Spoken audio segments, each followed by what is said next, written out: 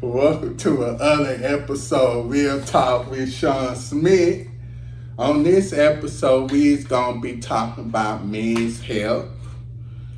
As y'all know, this month is Men's Health Month. June is Men's Health Month.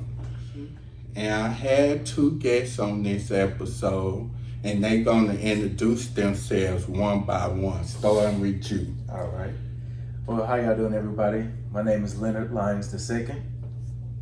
Is that a pretty? What else should I say? Oh, that's all you can say, your name. Oh, okay. Yeah, I'm Leonard. I'm Zachary Defour. Yeah, I'm so happy y'all came all the way over here to support me on my podcast. Man. Yeah, no problem. I gotta say, I'm in season 2. You know, been doing this thing for a year now. 100 and something episodes, probably 120 episodes. Wow, yeah. That's quite a bit. Yeah, man. I'm just been grounded. Well, You got to, especially in this day and time. Yes. So yeah, as you can see, all the episodes are on YouTube and Spotify and Apple Podcasts and iHeartRadio. Okay.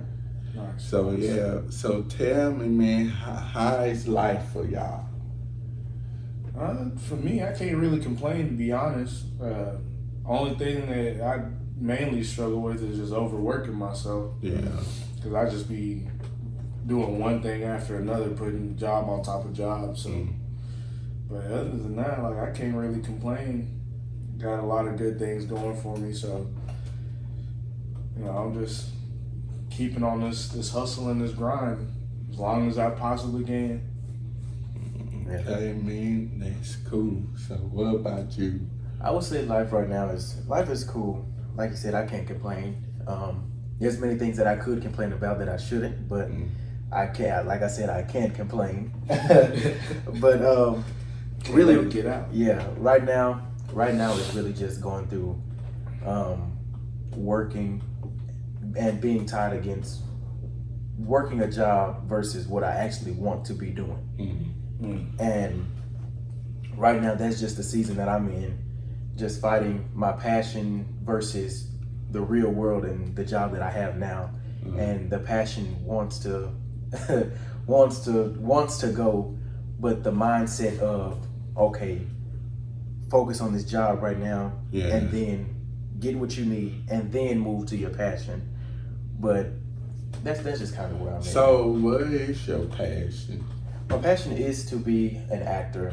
Whoa, that's why I'm trying to get in myself. a successful actor and create short films, create movies, be in movies, and things like that. Really, it's just being. Even if I was to do Broadway, Broadway is an avenue that I do eventually want to go down, and just experience that. That's my true passion, just the art of filmmaking, the art of acting, the art of being on stage in itself. Oh man, that's why I'm trying to get in myself. Yeah. But even though I graduated with a broadcast communication degree, but I'm also going to take some acting class in the fall. I'm so sorry about that. Get my foot up in the industry, do that on the side, then produce a couple of shows and movies and all that. That's my dream. Also be a talk show host and still do the podcast. Yeah, that's pretty dope. Yeah, I got dreams and visions, And I always remember to put God first. Yeah, That's always. Because he the one can direct our path, like real talk, Yeah, I be seeing your skits and all. Yeah, that's another part of the whole thing. Me and my friends, and we just call ourselves BLK Studios, and it's just named after our name, and that's what we eventually want to do. We want to turn it into a production company, a studio, and hopefully everything works out in God's time and God willing. He allows it to happen. That's the true vision of BLK. So like just studios, production company, and you know you have your New Yorks, you have your LAs, you have your Atlantas, but there's nothing for actors in Texas and performing. So Texas. it's like, now like, it make me. I got to move to Atlanta next yeah, year. and I don't want to have to move away from home and do all this other stuff. So why not have something in our own hometown? Yeah, that's very. I got a lot of friends who moved to LA just to pursue that whole venture of acting. One of them is doing pretty well for himself. Actually, I'm kind of proud of him. He goes by the Celebrity or Dylan the Celebrity, but he's had his own. He just dropped a couple of shows on what was it posted on? But he had a couple of shows that had a couple of episodes on television and stuff, and he travels a lot, he meets a lot of cool people. Yeah, so it's a good thing, man. But like you said, it kind of sucks that there's nothing like that in Texas. In Texas, like you got to go that far. You got to go to New York, Atlanta, somewhere where there's major productions, all that kind of stuff. But because you heard about the show Dallas, right? Who? Dallas, the TV show Dallas. Yeah, it used to be filmed here in Dallas. It used to be a primetime soap opera back in the day. Okay. Yeah. Dallas is a soap opera. Yeah, and it used to be a popular soap opera, and like Who Killed JR and all that. So me, I would love to get into a couple of soap operas, but I'm not willing to do no bad scenes though. But I can play the bad character who come after this person and that person, because I definitely got an idea of a character I can play. They're seeking out revenge because I feel like that my stepmama had caused my daddy to die. So I come after her, coming to town just to come after her. Yeah. But yeah, so how's y'all doing mentally? I mean, I won't say I'm great. Nobody's ever perfect, but I'm taking it one day at a time. I'm just doing what I gotta do, taking care of the things I gotta take care of without stressing myself to a point where I end up back in a spot I used to be way back in the day when I was actually attending UTA. So I kind of go day by day, doing what I gotta do, making sure that things are handled and I don't stress myself out, because I've also done it to a point where I've actually fainted. Like just overexhausted, mentally exhausted. Like I'm drained because I just stacked one job on top of another, just so I can make enough money, support whatever I need to support, pay off my bills and all that extra stuff. But I've gotten pretty bad. So I've been doing myself a service by just calming down a little bit, trying not to overwork myself. Take some time off, actually. Most of the time I'm just going. Which everybody does. Some people work 7 days a week. Some people are lucky enough to work a couple. Because, it can take a toll on your mental. Yeah, it does, man. Because it's one of those where when you got a lot of stuff going on, you're like, okay, the only way that I can solve most of my issues is by making money. It's like if I want to cover, pay my car note, I still got to pay for rent so I can, have a roof over my head. I got to pay the electric bill, car insurance, this, that, and then it just stacks up. So it's like, okay, this is how much I make. Now, can what I make currently support just my basic needs? And then that becomes a mental stress of I'm constantly thinking about this stuff every day. So I got to do this job in case somebody asks me to do it. So I rap and modify cars for my day job. I also do music. So I got my degree in jazz studies while I was here. And so I play saxophone for multiple bands. So you like smooth jazz? Yeah, I play it all. But so with my day job, is I've been contracting since January. Mm-hmm. So a lot of the times, like somebody will hit me up, hey, what's your schedule looking like? Are you free this week and next week? And then I accept it. I'm actually about to go to Vegas pretty soon, so I'm like, okay, well, let me make a little bit of extra bread. I start stacking 2 jobs on top of each other. Now I'm waking up at 8 o'clock to get to work at 9, finish that, go to another shop, don't finish till about 10, 11 o'clock, and then I got a gig that night, so I'm not going to bed till 3, 4 in the morning. And so it's like doing that multiple days. Like that's what I was doing earlier this year. It drained me, man. I was mentally drained. I was exhausted, and I actually fainted at one of my gigs right before we went on. Man, because I was just that mental. Like just everything was just I was shot. I couldn't do it. yeah. So I've been in my places, but now I'm doing a lot better because I've actually been taking time to just chill for a second, like just stop, not do nothing. Yeah. So yeah, what about you? In my mental, I would say that I'm fine, but then as a man, you would always want to say that you're fine. That part. And Yeah. you always We're want to say raised to be. yeah, Yeah. you're just raised to say I'm fine, I'm good, no, I'm good, men don't cry, yada yada yada, all that. But mentally, truly, I can say that I'm all right. But you do have the thoughts of like just going back to the whole passions thing. You're fighting 2 worlds of let's be realistic and go after your dreams. And mentally, the only reason I'm fine and I'm sturdy in my mind is because just my faith, basically. And just having that strong rooted foundation can get you really far. Yeah. And I would say that's probably one of the biggest reasons us as men fail. Yeah. And we have those mental issues and we don't speak out on them is because we just don't have that solid root of faith or foundation. No. And not even that just alone, just having other men around you, having other men to hold you up, having brothers to hold you up, having people in that circle that have the same mindset as you, think the same way that you do around you. And as a man, I would say it is tough. And I've learned one thing as a man, that men don't trust easily. No. And it takes a lot for us to get that trust, because you never know, you never want to have that vulnerable moment where somebody can have something over you or hold you. I feel like they're gonna use it against you later Yeah, on. use it against you, and that's why I feel like most men don't open up to, I would say, their significant other or whoever, Just anybody. or anybody in general. Yeah.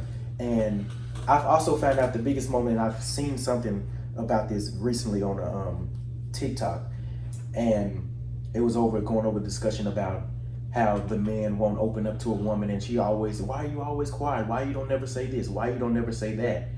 And it gets to a point to where he has to be able to trust you and know that whatever he tells you, and it could have been a woman in the past or anyone in the past who have taken what he has told him. He has opened up before, but when he did, that trust was broken. Yeah. And so now he's built this wall to where he now can't and does not and do not want to talk about anything that he's going through.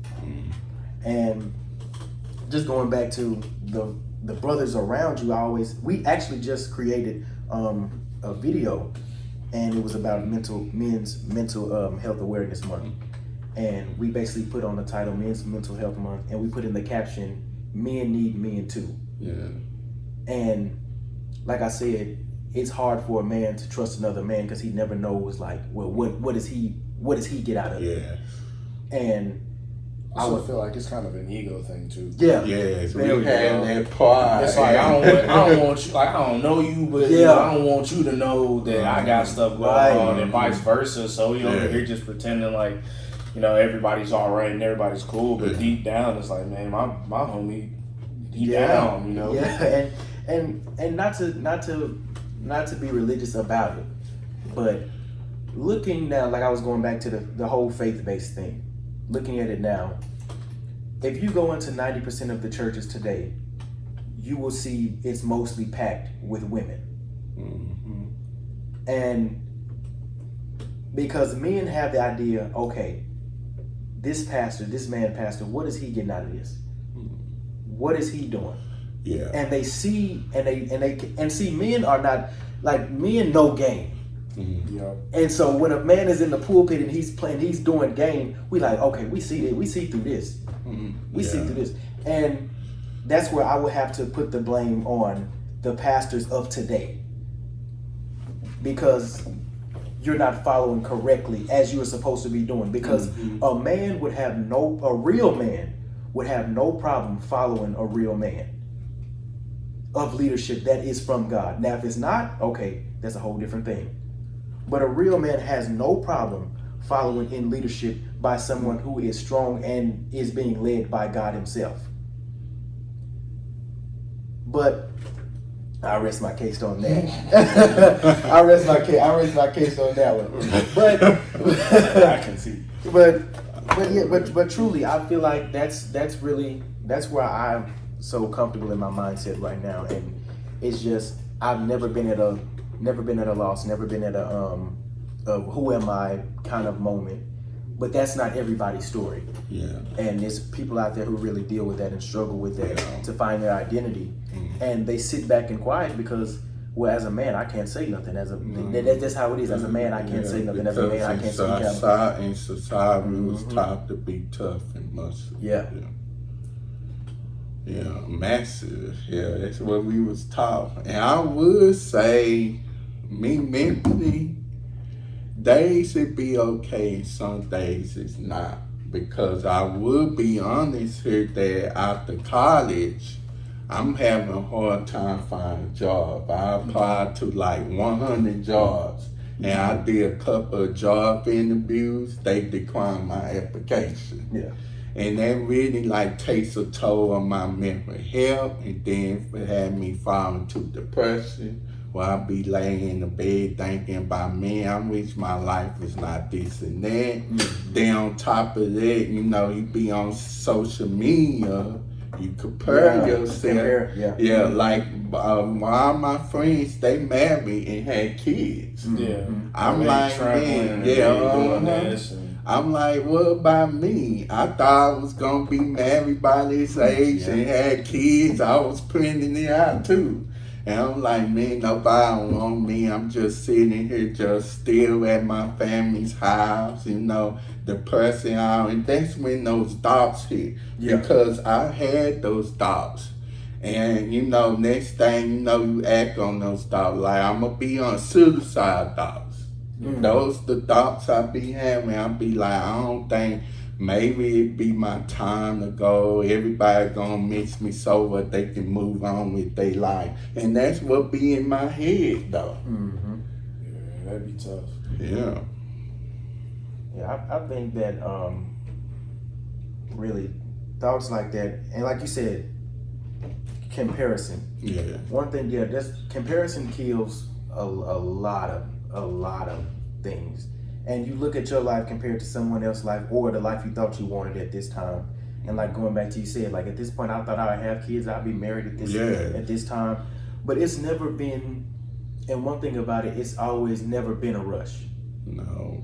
One thing about marriage and kids, like it's never been, as a man you of course you want that kind of stuff, but it's never a rush, because going back to that, if you get in that spot in marriage, and then, okay, so now what?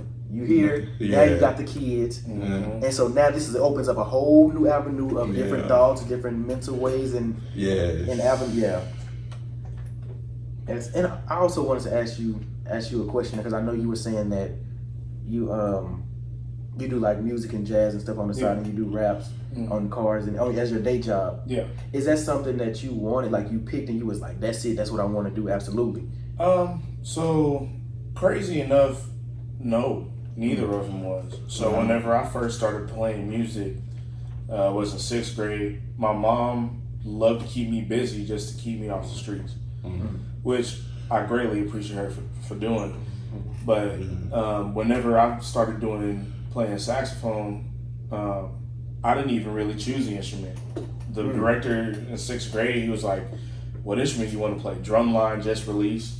And so I was like, man, I want to play the drums. Like, and so I was like, either that, but in the back of my head, I remember my dad said he liked a good sax man.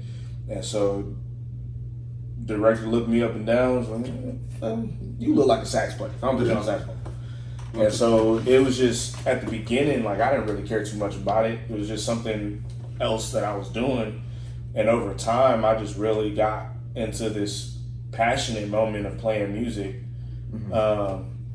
And I ended up having goals and things that I wanted to do. I achieved a lot of things in high school. And then whenever I came up here, I didn't really know what else I was going to study. So I was like, well, I'll just do music. Went from playing classical to jazz, and that's where my passion just kind of took off.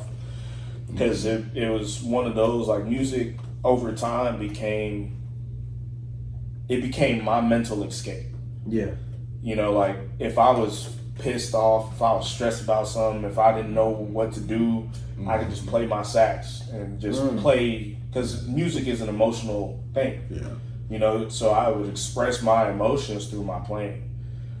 And so, but whenever I came here and I started studying the nitty gritty of jazz and just theory and going from chord progression to chord progression and like the whole inner workings of it, it stressed me out to a point where the one thing that was my piece became one thing that I just I couldn't take it.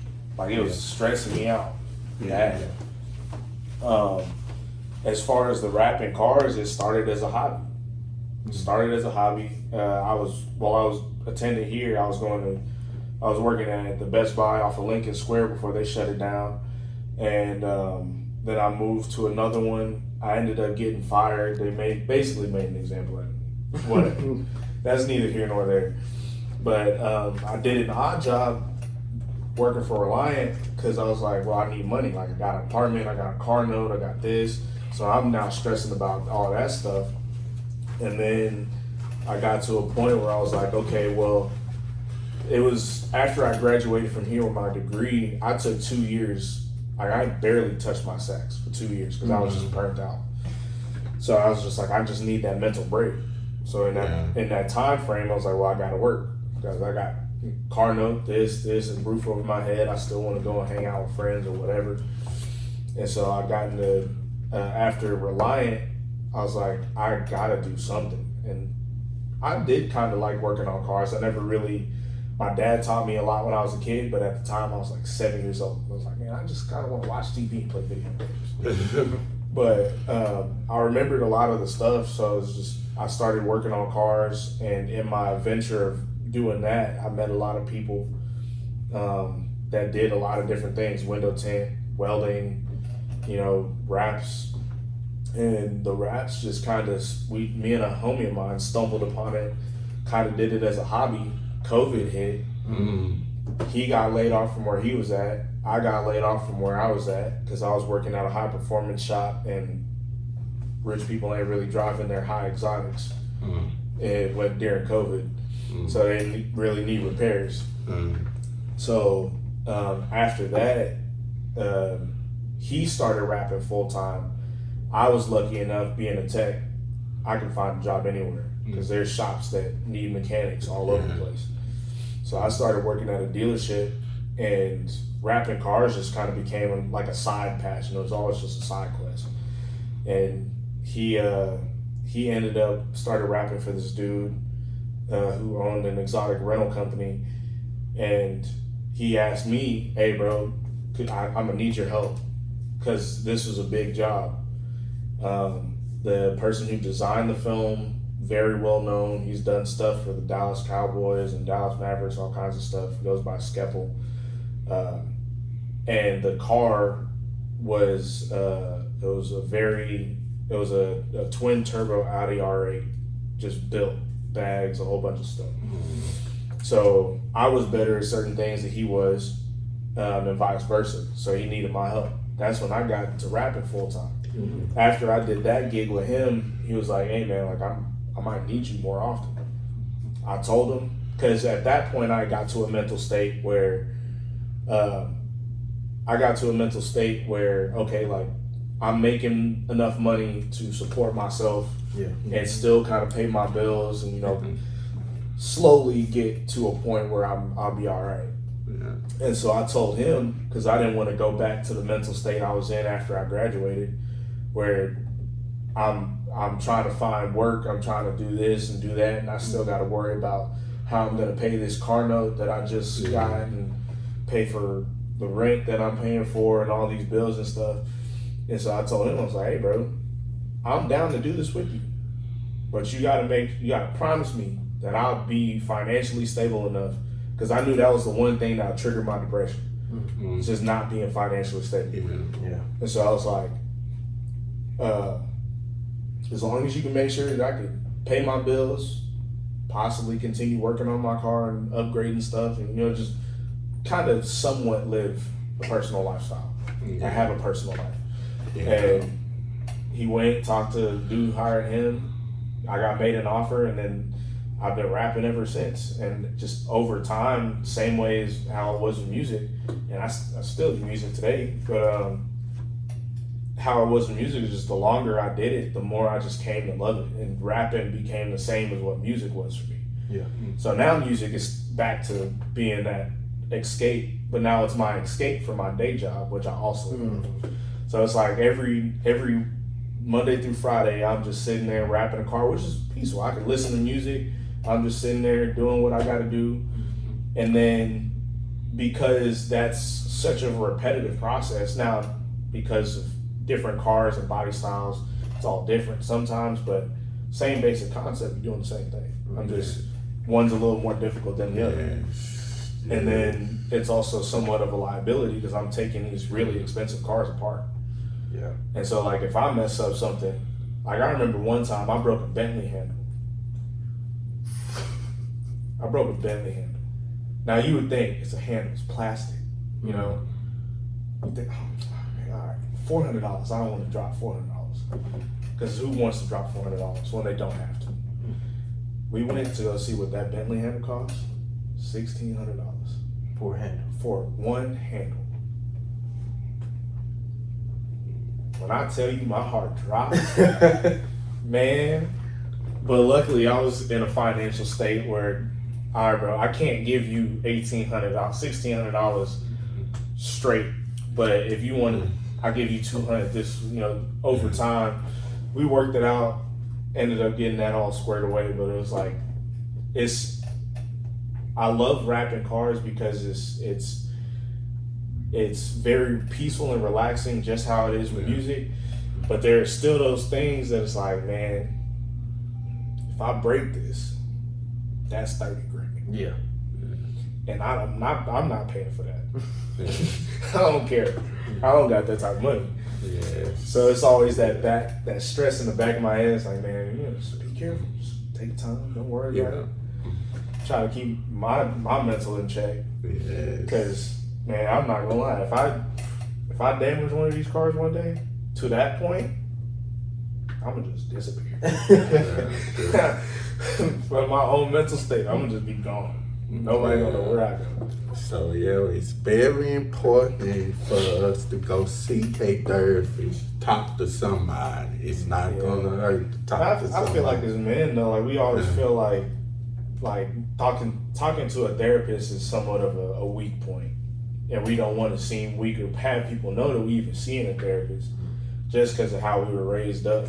The same way you said, we were raised up to be strong, independent, the dependable ones. If something was going on, you can go on. But nobody ever asked us how we doing. Mm-hmm. We just got to be strong about whatever anybody else is going through. Yeah. So it's like, even though, we would probably greatly benefit seeing a therapist. Yeah. But deep down, it's like, man, I ain't gonna see a therapist. True. It's definitely worth for me. Yeah, so I'm gonna start back seeing one. Life be like, I tell you, trying to find a job, and on top of that, then you having one thing else, and I'm gonna mention it on this podcast. Me and my dad, we now speak in terms, so our relationship is bad. So man, it was just so disappointing. I was trying to hit my daddy up on Father's Day, but he changed his number. Man, that really hurt though, because I really want to have a relationship with my dad, but that whole situation with my family and all that, the stepmama. But yeah, man, I'm just praying that me and my dad can resolve our issue, because life is too short. Yeah. Yeah. Because you really never know, It really is. You gotta live every day like it's not like I hate the saying live every day like it's your last. I'm not even gonna lie. But just live your life with no regrets. Mm-hmm. You never know what's gonna happen. Yeah, you never know. Anytime it's man, I really want to do this, but I can't. Nah, you could. You could, because you never know. The opportunity, you got presented an opportunity to do something. Bro, just take it. Even if it's a one-time thing, that's an experience that you'll probably maybe never have again. It may come back.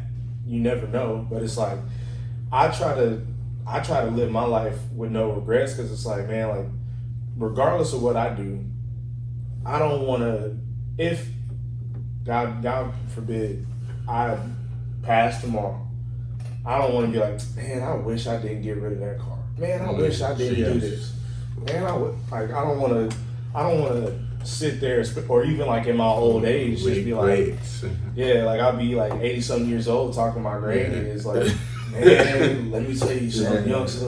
It's just like that mindset, and that's what's going the black community. They had they old way of thinking. Oh yeah. They don't believe in entrepreneurs. They don't believe in if you have a business opportunity, go for it. Yeah. Do not let people tell you, oh, it's not gonna work out, it's not gonna be successful. You never know. It will be successful. There's a lot of That's why you got to push it. You got to be out there working it, promoting it. Yeah, and that's what I would say, that in my passionate way, that's one thing, the biggest thing that goes through my mind. It's because the acting world is a big world. Yeah. The Broadway, it's everybody wants to be an actor. Everybody wants to have their name on in lights. But with it, it's always them thoughts of, okay, why you? What makes you different from the rest? Yeah. Why would they pick you instead of everybody else? Yeah. And that mind, and then it constantly goes through, and then you have people around you who know what you're doing, and they know what you want to do, but they have that same mindset. Oh, that's just his dream. That's just his passion. It's not. They don't have the vision. And one thing, for sure, it's the same with music. People think music not gonna make you money. Well, because it's just like how it is in acting, bro. It's hard. Yeah, it's hard because getting that big. I can apply to be in 10 bands, just how you could apply to do 10 acting jobs, and it's either I get the call or I don't, or let's say I'm just man, nothing working out. Then somebody call me because they can't do it, and be hey, bro, you free this weekend? Yeah, man, I ain't got no gigs. Hey, I need you to sub for me. Somebody couldn't do an acting, and they hit you up, be hey, man. Because there's nobody but God. Yeah, see moments like that. That's where you always have to find what does make you different, and never get. I said this to my friends the other night. We were sitting down and we were talking, and I said, people can't see the vision because it wasn't given to them. Yeah. That's why they can't see. They can't see your vision because it wasn't given to them. Yes. And he replied back to me, and he said, "Well, Leonard, and we also can't get mad at them for not being able to see the vision." Oh yeah. So I had that mindset. Yeah, they can't see it because it wasn't to them. And he said, "Well, we can't get mad at them because they can't see it." So it works both ways. And I would also say that we always have to find that out for your mental, like you said, for a time period, music was your out, and you had that moment of, okay, if I can just get to music, I can make it. If I can just get to music, I'll be all right. And now my friend, he's actually in acting classes. And he has something, and he taught it to me that they teach, and it was called the substitute. So if you had a scene where, say, you were angry, substitute your script, it might be something that totally don't have nothing to do with you. You just playing a character. Yeah. But he's angry about a certain thing that you ain't never even been through. Find something in your life that made you that angry. Substitute it and use that anger for that specific moment. And just little stuff like that, you don't even realize how much it can bring out of you. Just to release it, because you couldn't release the way you actually wanted to release it in reality. So that moment makes a lot of sense. So that moment that you just have that time to, okay, this is my out. This is where I can use it at. And you finally let it go. Then it's like, man, I needed that. And it's crazy you say that, because me and my girl kind of having the same conversation, because we play in a top 40 cover band. So whenever we're on stage, like, whether I'm very calm, chill, but our front four singers, they're very like outgoing. They doing the nines, like they're going to the nines. They're putting on a performance. And so some of the feedback that I've gotten is like, I dance, but like I'm not very over the top with it most of the time. And so she was saying that the way that, because she did a couple of plays and stuff like after she graduated, and she was saying that, same as you said, whenever she had to portray a certain persona, it's almost like she put on a mask. Like she thought about something like, okay, this is my alter ego. For me to be this angry, this is my alter ego for this, and my alter ego for this. So she was saying that for me, like, I have to think of an alter ego for myself that triggers me to just want to, like channel that inner dancer or performer per se. So it's crazy that you say the substitute you said substitute theory, right? Yeah. Okay. Yeah, like it's that concept makes so much sense. So much sense. So it's always good to be around a community of people instead of like isolating yourself. And I had to get that in my mind, because when I go through something, I prefer to be by myself and think about it. Yeah, but sometimes that can be a whole different thing. So it's sometimes it's helpful, sometimes it's not. Yeah. If you need a moment to yourself to say, okay, let me just get myself together, breathe. But if it's something that you know that you need to talk about and you just like, man, I can handle it, I got it. Once you say I got it, I can handle it, that's when you need to go and find somebody around you in that moment to be able to hold you up. But like I said, it's especially in this day and time, it's hard to find people who's genuine people. Because people nowadays who actually is fake nowadays. They will go around and talk. And it's good. Some days, I would say some days you can hang out, because me, I don't like to hang out with everybody every day. I prefer to be by myself, enjoy listening to music, watch TV show. That's what I prefer. So I don't like to see everybody every day. I don't need my family be downstairs. I don't like to be around them. Look, no, for sure. But I would chime in on that too. Like, I do agree that when you say, like, I find I got it, that is when you do need to talk to somebody. But I feel like at that point, I feel like a lot of times it's like, damn, do I want to talk to her or him? But a lot of the times we don't have a him. That's good. So we alt for her, but then like she can only hear so much, and she blocked out. Because do you feel like the females, they have feelings, they have feelings. You can open up to them more. Yeah, but you can, and I'm not saying that every woman is like that, but there's hey, look, go ahead. I'm gonna say what I was thinking. But like a lot of the times we feel like as men, and that's why we'll never really go to her, because as men we feel like I can't show my weak self to her because she will go back and tell her friends, or not even that. There may just be a point where like, okay, like she said, we could talk about whatever. We talking about whatever, but now that it's been heard, I can't go to you again because I tried, hey, can I talk to you about something? You're like, I can't, I'm busy, blah, blah, blah. You know, now the excuses start to pop up. And she gone, and now we don't have nobody to talk to like we thought we did. So we once again restructure the wall. And see, this is such a domino effect, where this how it comes into play, because not what only you just said, not what only he just said about how she might go on her phones and talk to her friends, but also a woman might say, let's say in this generation time, well, I want him to open up to me, and then he opens up. And then he spills everything, and then, like you said, those two scenarios. But also you have the scenario of once you tell her, and it could be a point to where she's holding them up, but then it gets to a point where if something falls on her, she doesn't want to tell him, because now she's like, oh, he's just carrying all of this.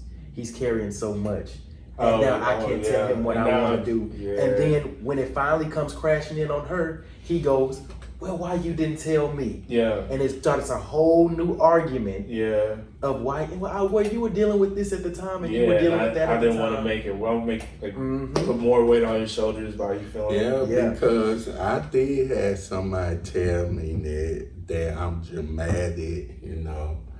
And you be so afraid to open up with people because they be like, he too dramatic. He always had these problems and all that.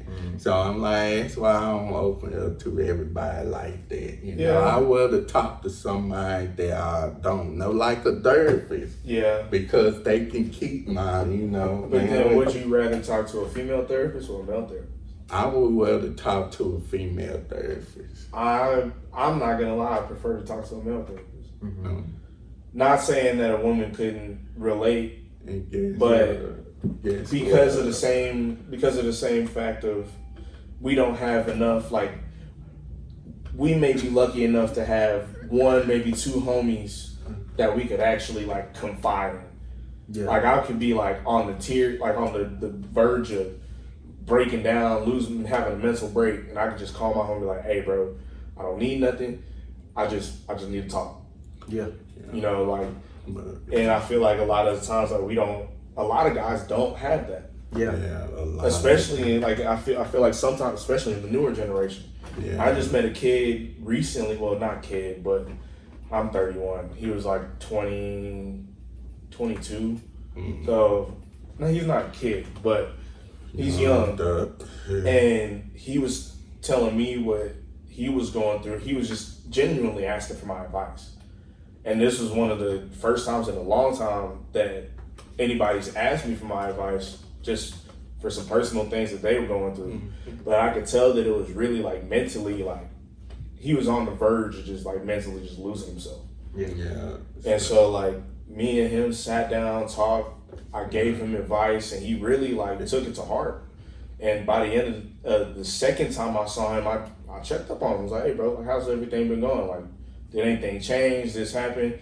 And that's the other side of it. It's like when we do find that person, or we hope that like they'll at least, after, I'm not saying like check on me like immediately, but you know, after a couple weeks, be like, hey bro, like how things been going? You know, like it's somebody who's actually gonna check up on you every once in a while, even if it's like every 2 months. You know, we ain't talking 6 months, but you still blowing the phone up like, hey bro, like. I haven't talked to you in a minute. What's good? Like nothing ever, like no time. Yeah, exactly. So you prefer male? Yeah, because I feel like it's just easier to relate back and forth. Plus, I feel like internally, it fills that void of like I can't talk to another male about my feelings because he's just gonna think I'm, you know, whatever. Yeah. But whenever you do find that one dude, be like, that's what I was for him. Because the next time we talked, he was actually doing better. And I told him, he literally started crying in front of me. Because I told him, I was like, I know you don't have anybody, especially at your age, you feel like you don't have any male figure that, like big bro type figure that you could just talk to about whatever you're going through. And I was like, bro, my phone is always on me. It may be on silent, but it's always on vibrate. So you hit me up, you call me, you need advice, question, And I feel like in for males that type of interaction needs to happen more often. Yes, it's very tough out there. Other thing is that I do be doing, I also talk to my pastor and Bible talk leader about what's going brothers. That's what I do. But the thing is with the therapist is I'm going deep into something. I will talk to them. Yeah. Yeah. Most of them, I would say they white. So I'm not going to put up a front, but yeah, they white. So. Yeah. I know people like, black there, but sure, it's not that many, so. Yeah. And then that's why you gotta have a strong, that's why I said a strong brotherhood around you is very important. Yes. And especially in our race, I feel like, you got your uncles and you got and they might give you bad advice and you listen, you like, man, what is he talking about? And you and your boys like bro, like, did he really just say that? Yeah, like, the bro, what is older he talking generation, about? they want us to be tough and get out of our feelings. Get out of your feelings, yeah. And that's what the problem was. You was holding yours in for so long. You like, man, forget it, dude. But there are men who are tapped into their feelings and like, no, man, I got to deal with this, and I need somebody to talk to that's gonna help me deal with it. And then when you finally get like a man with a genuine heart that's been through it, like, hey, I understand what you're saying. Yeah. Sometimes I understand. It's all somebody needs to hear. Yeah. And I'm gonna show you how, as an example of how much men don't tap into their emotions or don't want to get close. When you first meet somebody, you'll dap up and yo, what's up, bro? And it's always here. But when is the last time you actually had a brother or a friend or your homeboys and y'all just actually hug? Yeah. Well, good news. I am a hugger, yeah. so. And sometimes, and like truly, that's truly, sometimes that's all you need is like a bro. And just feeling that like, I got you.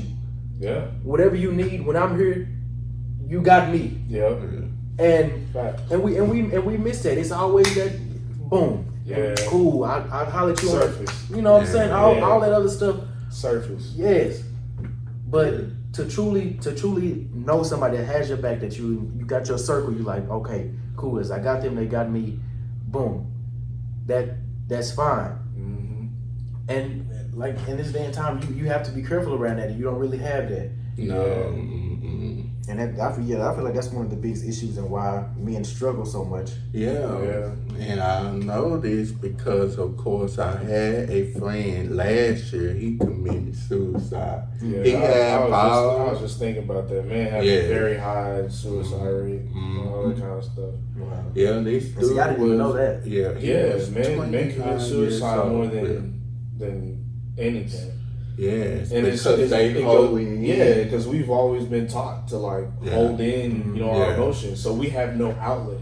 Yeah, and no matter how strong you are, everybody has a breaking point. Yeah, you know what I'm saying? Like, you may be able to handle the earth on your back, but that moon touch, that's it.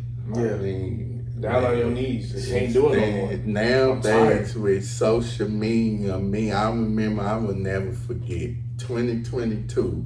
I was going through stuff and then I posted on social media. I was like, man, I'm this and that. I'm really be best for me to just check up out. Man, a lot of people comment on the post and they came to my apartment, people from the church.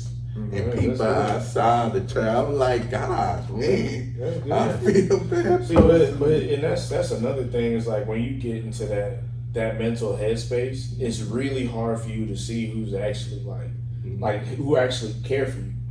Because in the back of your head, it's like, man, I haven't talked to this person 2 years. Yes. But in something happened, like how you posted, and then they just so happen to see it. I'm like, hey, bro, what's good? Like, they could have just continued to go about their day. Yeah. You know what I'm saying? Because but they it took the time. would regret. They would have regrets because you never know. Because you never know if that person thinking about really taking their lives. And see stuff like, and see this just past Sunday at Father's Day, I was talking with my dad, and I was letting him know, and it's crazy that now this is the topic, but I was like, Dad, everything we try to do is like, when we like BLK that I was telling me and my homeboys our whole acting thing, I'm like, everything we try to do, it seems like it's always a roadblock where our schedules never line up. If our schedules don't line up, our car break down. If our car don't break down, somebody did this, somebody did that, and we can't never film. And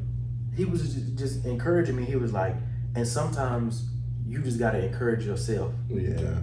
Because it's not gonna be, sometimes it's not gonna be somebody around. No. And you gotta be able to encourage yourself and say, hey, we got this, we can push through. And anybody that's struggling with suicide or anything like that, for me, I would always say, find something. You have to learn to love yourself enough to be, you know what, man, I love myself too much to take myself out of here. Man, got so much to live and it's not, for. and it's not even, it's not even a pride thing. But it's a concern of, not to get religious again, but this scripture just came in my head. Well, and this it says, what it's and it says, and it was just like, it just came to my head, but it says that no man hateth his own flesh.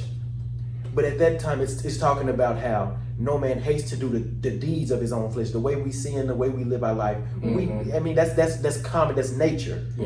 But the scripture of no man hateth his own flesh, it almost came to me as like, man, I got too much to what? You gotta get to a point to where you love yourself so much that would never even be a thought. It doesn't even stand a chance around me in my presence to be able to stand to say I'm gonna take my own life. No, I love myself too much. I got too much to live for. Everything that I believe that's gonna come to me is gonna come to me, and if it doesn't, then it wasn't for me in the beginning. God got supreme for our life. Yeah, man, that kind of You gotta keep pushing. You gotta keep pushing through that stuff like that. I had to get that in my head, You know, we could get discouraged when things don't work out. I'll be like, man, should I do this? It's just like with the podcast. I'm gonna admit, many times I want to give up on it. Then I had people just like, oh, you should continue and all that. I'm like, I don't know, because it's a waste of time. I'm not getting a lot of people support me and watching it. And I would, and just for me, encouraging you, keep going. It only takes that one person. I'm telling you, it only, because the same thing you just said is the same thing we go through and we text each other about every day, bro. Hey, even though we joke about it sometimes, we're like, man, I'm gonna delete the whole page. I'm gonna delete the whole page. Just take everything down. But I do want to see, and I do want to look at, because I don't want to take up too much time doing it. Because it's almost time to check up out here. The place closed at 9. So. But looking here, it's just this just goes to show, like, we posted a video not too long ago, and when the movie Sinners came out, and we did a reenactment of it, and Josh Butler saw the video and liked it, and then another football player saw it and liked it. And I'm like, bro, and I told him, and I said, and so far, like 8.5 million people have seen it. Jesus. And it only, I'm telling you, and out of that, and you telling me, it only takes one person. And there's 2 people from the NFL. Just imagine if somebody from Hollywood saw it and was like, I like these guys. And they can pick you up. It just takes that one person. No, 100%. So you have to keep going. You have to keep pushing it out there. Oh, yeah. You just, and you got to keep going. You got to be consistent. Yeah. Because that's, so the same way that happened to y'all. We got to end it from here. So Yeah, I appreciate y'all so much for being on this podcast. Yeah, Y'all definitely got to come back, but we're at a different location, of course. And we gonna have microphones. I'm working on getting the microphones. Yeah, take your time. Everything happens when it's supposed to. Yeah. Sure, I'm glad I am. Then plus I'm gonna have a big can't depend on the phone too much because of the memories and all. But yeah, by the way, I did what's so blessing about this podcast. I got to interview a lot of people from TikTok, Christian content creators, even some celebrities. Like I had interviewed this dude off of Grey's Anatomy. He played a black son. I was like, man, that was a blessing. And the other dude that played in this Christian movie, The Forge. He played the father up in Michael J. Patterson. I was like, hope I could get CC1 and Kurt Franklin on here.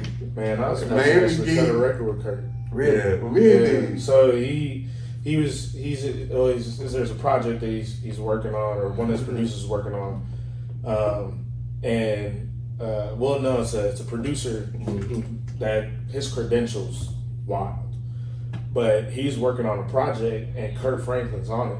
And so that's the hardest part, same way how it's hard for all of y'all to meet up. It's just really hard to get every single musician to get in the same spot, because we all gig and do other stuff. So it's like, hey, who's free on Tuesday? And it'd be like, everybody can make it but the drummer. It's like, well, can't do nothing without the drummer. That's unfortunate. But yeah, what can they find you on social media? They can find me personally on Instagram at ll.music, music with a Q, so MUSIQ, and our acting page BLK Studios on TikTok. Okay, what about you? So on Instagram, you can find me one of two ways. My personal page, which is just my name, Zachary, ZACHARY _D and the number 4, or my car page at ZASUKE33. So that's where I post more of my raps and stuff like that. Music is on the personal side. Okay. Yeah. Y'all check them out. And thank y'all so much for watching this episode, Real Talk with Shawn Smith. Be sure to catch new episodes every Wednesday and Friday on YouTube. Subscribe to Real Talk with Shawn Smith's YouTube channel. And you can also listen to this episode on Apple Podcasts, Spotify, and iHeartRadio. And follow us on Real Talk with Shawn Smith's Instagram page. That being said, y'all take care and see y'all next time on the next episode, Real Talk with Shawn Smith. Peace, and y'all come back now. Right, it's a wrap.